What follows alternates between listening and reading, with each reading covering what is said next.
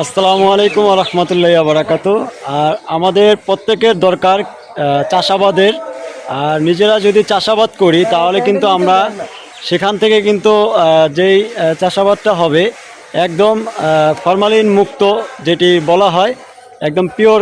আমরা শাক, যদি শাক বলেন, আমরা দেখব এখানে সম্মানিত ভাই কি করছে। তিনি কিন্তু এখানে চাষাবাদের জন্য একটি জমি কিন্তু ফাঁকা জায়গা, আমরা চাইলে কিন্তু পারি, ফাঁকা জায়গা পেলে আমরা সেখানে একটু চাষাবাদের ব্যবস্থা করতে পারি। আজকে আমরা দেখব এখানে কি চাষাবাদ করা হবে। আসসালামু আলাইকুম। ওয়ালাইকুম আসসালাম ওয়া রাহমাতুল্লাহ। জি ভাই, আমি আপনাদের এই জায়গাটা পরিষ্কার করতে দেখে আসলাম। তো এখানে কি চাষাবাদ হবে একটু বলবেন? এখানে হইতাছে লাউ গাছ, তারপরে হইতাছে হইলো পটল গাছ, ভেন্ডি গাছ, তারপরে হইলো সিম গাছ, তারপরে আছে হইলো পুঁই শাক, আবার ডাটা বুনবো। ঠিক আছে জি। এখানে তো কয়েকটি আইটেমই কিন্তু এখানে বুনে দিবে। লাউ গাছ, তারপর পুঁই শাক, তারপর ভেন্ডি শাক। এগুলো কিন্তু আসলে ভেন্ডি, যেটা ঢেঁড়স যেটা আমরা বলি, সেগুলো কিন্তু আসলে ফরমালিন মুক্ত। আর যা আমরা যেগুলো বাজার থেকে কিনে আনি সেগুলো কিন্তু আপনার হাইব্রিড, যেটাকে বলে হাইব্রিড দিয়ে কিন্তু সেটা আর কি বড় করে তুলে।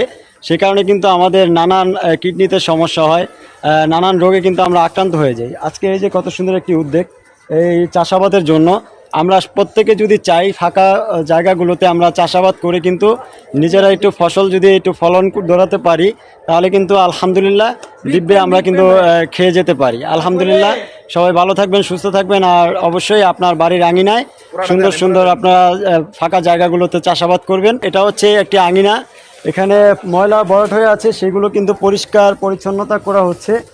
আর এই যে দেখুন, পরিষ্কার করে এখানে কিন্তু পুঁই শাক, এই যে দেখুন কত সুন্দর একটি পুঁই শাক কিন্তু হয়েছে। এবং এখানে দেখা যাচ্ছে এটা কি গাছ ভাই? লাউ গাছ। এটা লাউ গাছ। আর এই দেখুন লাউ গাছ, এগুলো কিন্তু আমাদের প্রত্যেকের কিন্তু পছন্দ। লাউ যদি আমরা চিংড়ি মাছ দিয়ে খাই তাও কিন্তু মজা লাগে, শাকটাও যদি চিংড়ি মাছ দিয়ে খাই তাও মজা লাগে। আর এইভাবে করে আমরা প্রত্যেকে আমাদের বাড়ির আঙিনায় যদি এইভাবে করে গাছ লাগাই, আর পরিবেশটা কিন্তু অবশ্যই বেঁচে যাবে। আর গাছ থেকে কিন্তু আমাদের অক্সিজেন আসে। এই যে দেখেন প্রাকৃতিক যেটা রয়েছে পাশেই, এখান থেকে আমরা পিওর অক্সিজেনটা পেয়ে থাকি। আর এই অক্সিজেন আমাদের প্রত্যেকের দরকার। আমরা যেহেতু শহরে বসবাস করি, চার দেওয়ালের মাঝে কিন্তু আমরা বন্দি থাকি। আর প্রত্যেকের কিন্তু ওই চার দেওয়ালের মাঝ থেকে কিন্তু আমাদের বাইরে একটু প্রকৃতির সাথে একটু সময় দিতে হবে। আর এইভাবে করে আপনার বাড়ির আঙিনায় ফসল আপনার ফলাতে হবে, তাহলে কিন্তু আপনার জন্য খুবই ভালো, ফরমালিন মুক্ত কিন্তু